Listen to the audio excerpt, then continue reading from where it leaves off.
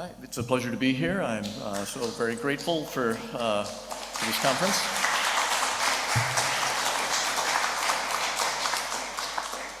And a special thanks to the conference hosts.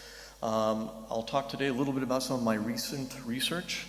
Over the past decade or so, I've been doing some work with physical modeling in a variety of platforms, but most recently in C Sound, especially with the Cabbage framework, so that one can make VST plugins.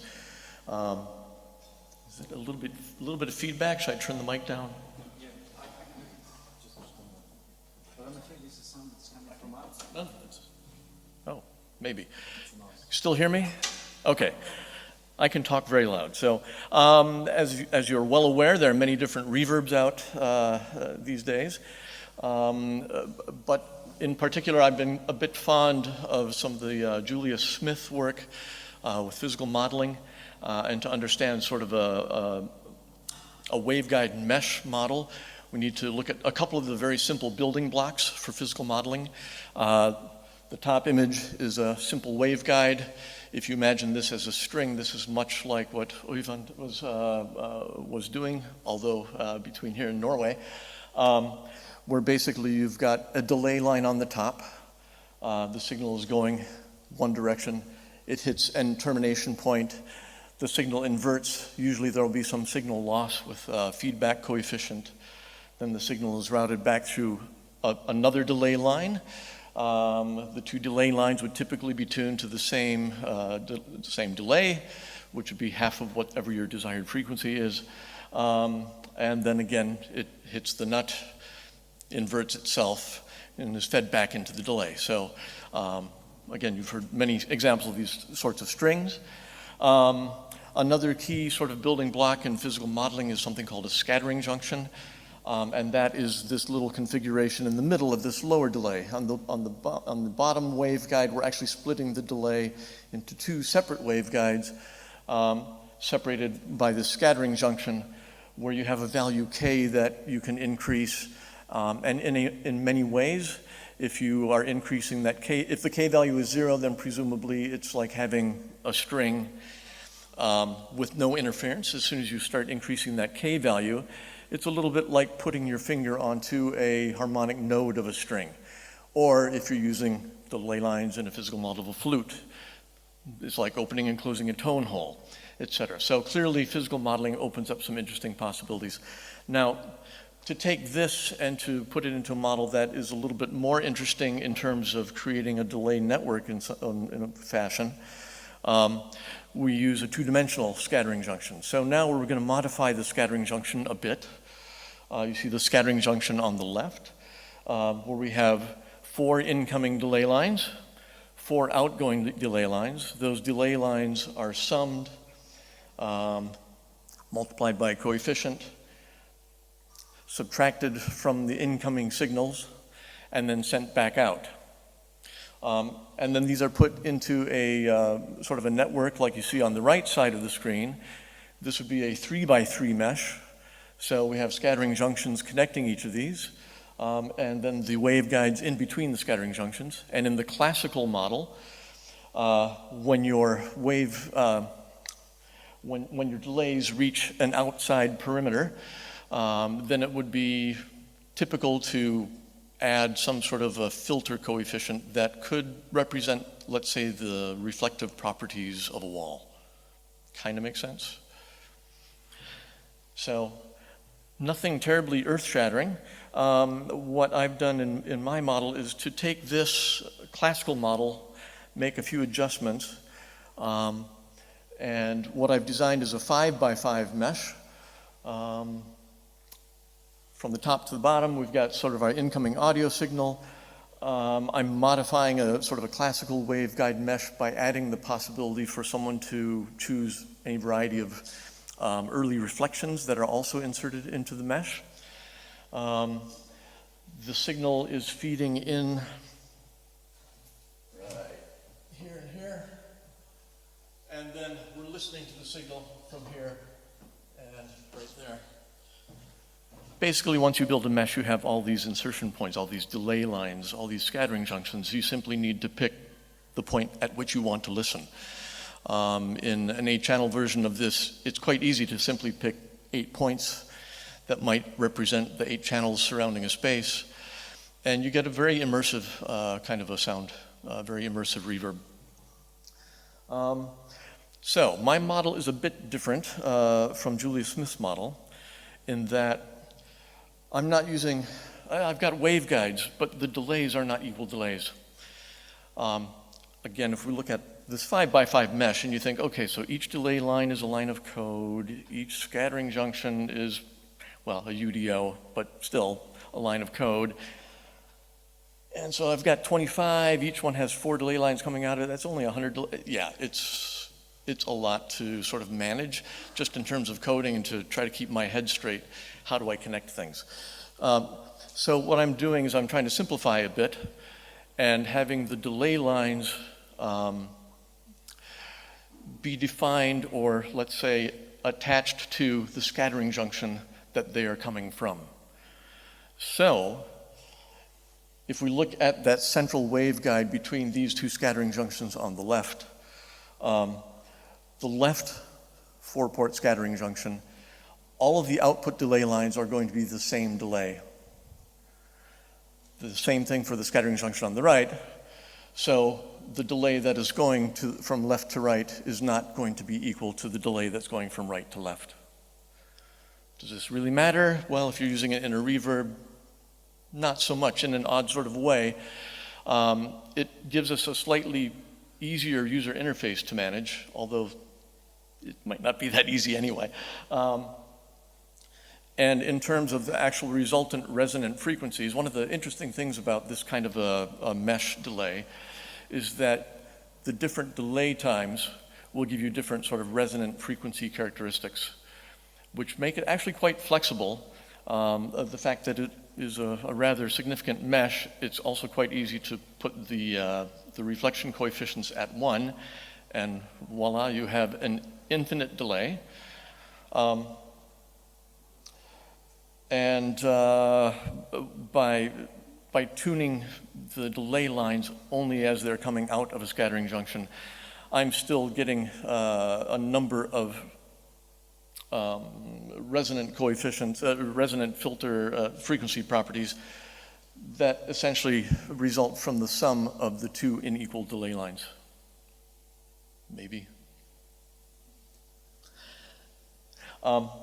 So this represents, also, I guess, to further make things a bit more controllable, instead of having reflection coefficients only on the perimeter of this mesh, I'm putting a 10-band parametric EQ on each and every delay line that's exiting from each scattering junction. It's only 1,000 parametric EQs, but you know, it works. So here's sort of the UDO opcode that defines the mesh EQ that calls upon an EQ UDO to function. The code, this is probably pretty boring, but I'm doing this in Cabbage again so that I can create a VST or AU plugin. Basically, so I have my Cabbage GUI is defined. I define my UDOs, which also include a random delay. Oh, by the way, yeah. Just fixed delays is a little bit boring. So what happens if we can actually have some modification of those delay lines so we can have a room that's actually changing shape as time is unfolding? And then the instrument code, I have a variety of instruments that will, activate audio, clear the audio. Instrument 10 is sort of the primary place where I'm building the mesh, where I'm initializing the delay lines, gathering GUI data, calculating each delay, calculating whether or not they have, what the random deviation might be, selecting reflection data if one is using early reflection, and sort of building the mesh matrix. And then the interface looks something like this.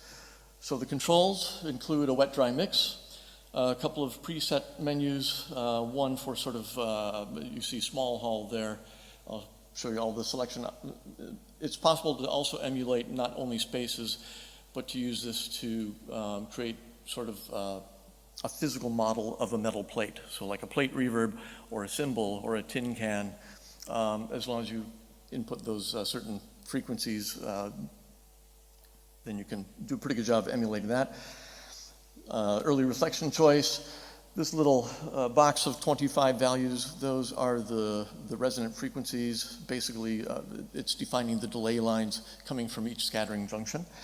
I've got the reflection EQ, a pull-down menu to choose several different EQs, ranging from very straightforward to fairly, unusual EQs that you probably won't use, as well as a Q value. My short long is just a stupid way of saying that's the master reflection coefficient. So you crank that up to 1. Again, you've got an infinite reverb.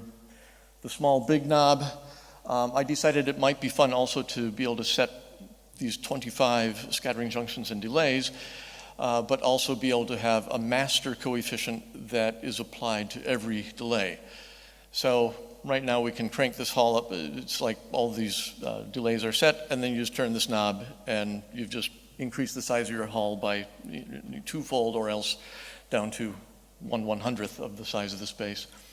And then in the lower left corner, we've got a random on-off, where we've got some range sliders that allow us to control how slowly or quickly we might randomly apply deviation to each of these delay lines.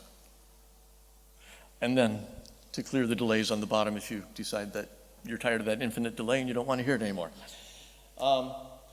Here's the pull-down menus. So I've done some analysis of some various symbols and so forth, just symbols I've grabbed offline, figured out what the 25 prominent filter frequencies are, plugged them into my values here. Again, some different presets that are possible for early reflections, and likewise for the EQ.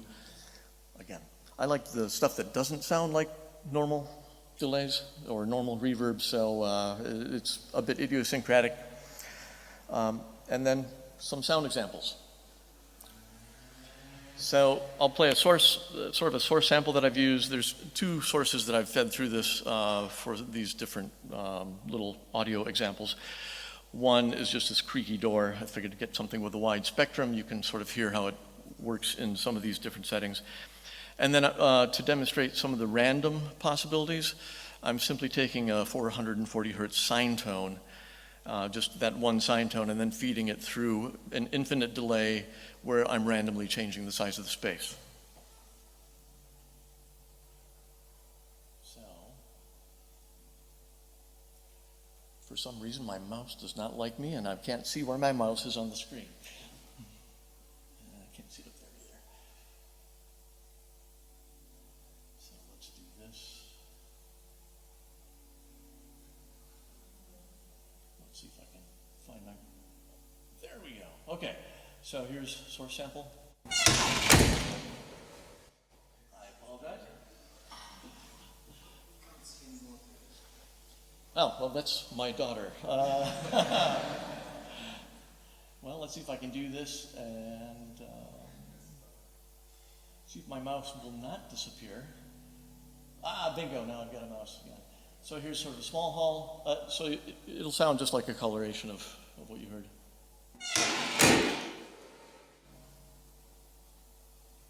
Somewhere between those two. A fairly straightforward large hall. Again, now I've heard better reverbs, right? But then this is where it gets interesting.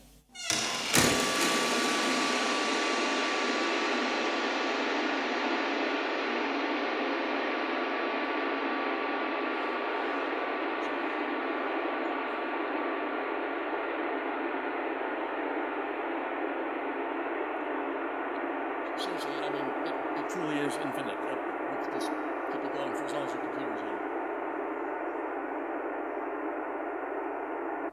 But then we can do things, for example, if we set a lot of the delay lines to be the same frequency, then we can get echoes.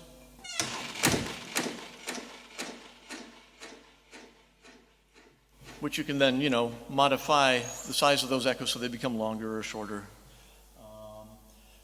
You can organize the frequencies in this mesh so that the higher frequencies are all crammed more on one side, the lower frequencies on the other, and you'll get something that actually you've got an input sound that kind of sweeps from one side to the other and stays there.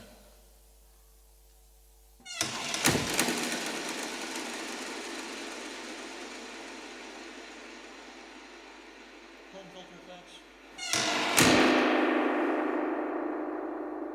Again, kind of a comey strange. And then to demonstrate a little bit of the random variation, if we set sort of a random deviation maximum at 10% at about a quarter cycle per second, with a sine wave, you get this. Oops.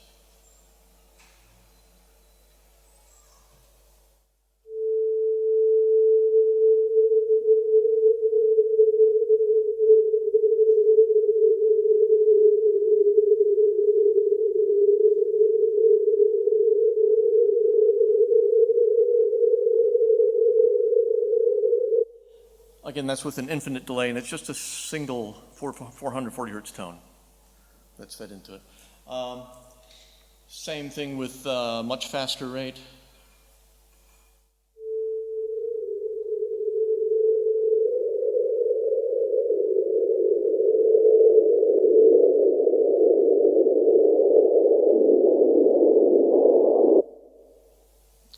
And yeah, so you get the idea. Not the prettiest. Or you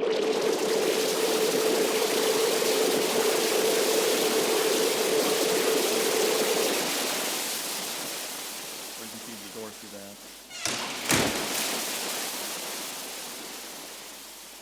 So, I mean, it's no longer really a reverb at that point, I suppose. But again, just to sort of demonstrate, you can get a wide variety of sound from this.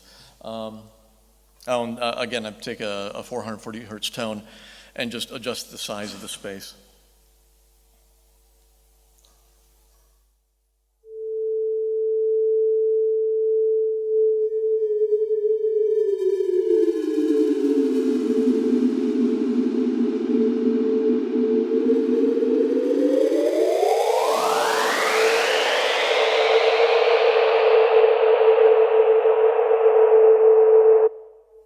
So,